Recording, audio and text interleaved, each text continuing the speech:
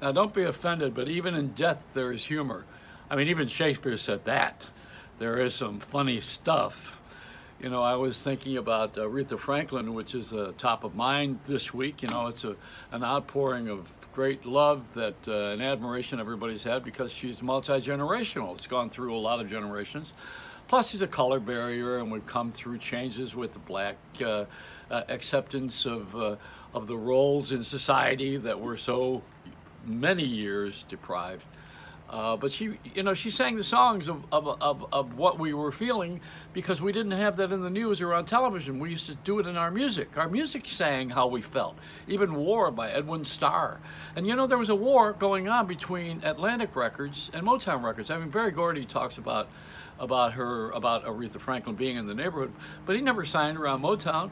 And you know, Smokey Robinson did some things with her, and they were friends, but never was. And Smokey wrote a lot of hits, you know, for Motown, and he was partners with Berry Gordy. But that was Detroit, you know. And when I left Detroit in the mid '60s, we had a race riot, and the whole downtown was destroyed, except for one theater that stood up, and it was the Fox Theater.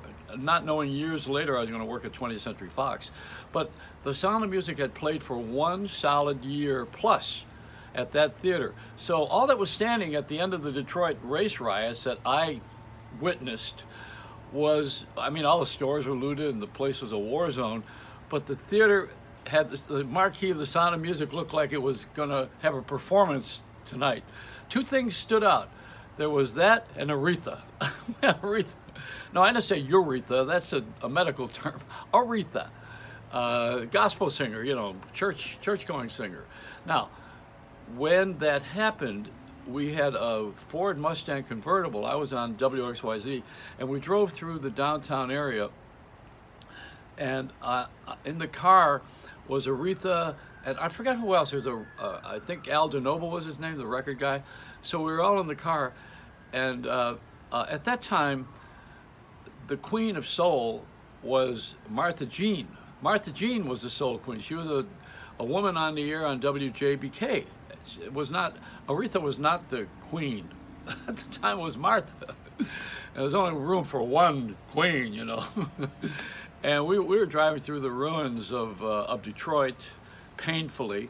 And in those days, the Rooster Tail was a big nightclub. Every city had one of those, the Copacabana in New York, the one in Lindstrom's in Boston. Every city had a big one. The Rooster Tail was the one in Detroit, named after the boats, which were rooster tails because they were raced along the riverfront. Now that club was all the big names came there. The only white guy, I think, or I think the only black guy rather to ever perform there, I think it was Sammy Davis. I think he even had a hard time getting in there. He had to go to Windsor across the river in Canada to perform because black people were not accepted in those big rooms like that, not in the main room. We had a place where we would go, the folks, the street folks, we'd go to the 20 Grand. That was where a lot of the Motown people were and the black acts could perform. Until Diana Ross, she played the Rooster Tail. She became the door opener. They made a big deal and she went there. But Aretha never played. I don't think she ever played the Rooster Tail. I don't think she ever got in there.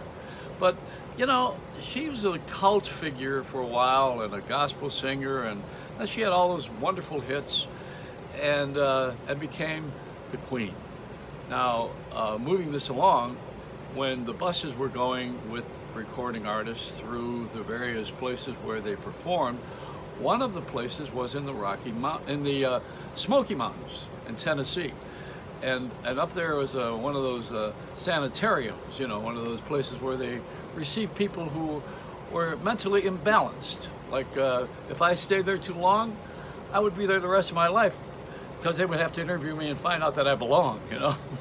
But anyway, we had the tour bus go up there, and everybody fell asleep. We had gotten lost in the fog and in the smog, and the bus pulled up to the gate, and the guy gets out to look and evaluate who's in the bus because he's counting heads for admission. And the guy comes up and he says, all right, let's see, you got 1, 2, 3. And Aretha was there. And she says, I'm the queen. And he says, 4, 5, 6, 7. That's the tragedy of all of this stuff, you know. Anyway, the other thing is that I saw Elton John the other day. He was on television talking about the death of the Queen. And I thought, now wait a minute.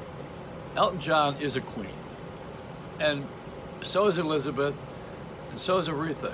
You know, what is this, like a bad card game? We got three queens here. Anyhow, it's just, come on, you got to have a little bit of humor in this because everybody's going to be seriously looking for respect.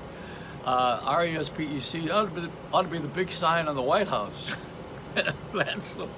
That's where you need RESPECT, or it should be RIP, actually. Anyway, that's it.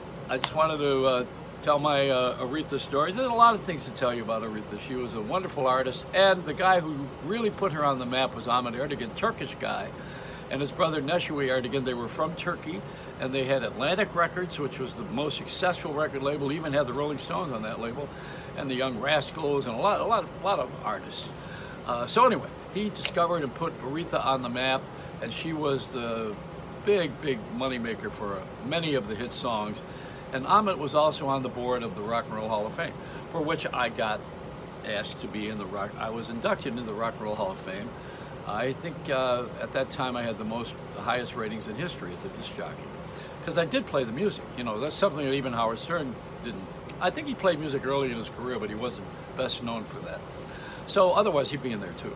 You know, I mean, it's not about how personable you are, it's about how much you help the industry on my level. Anyhow, that's it. That's the Reynolds Rap.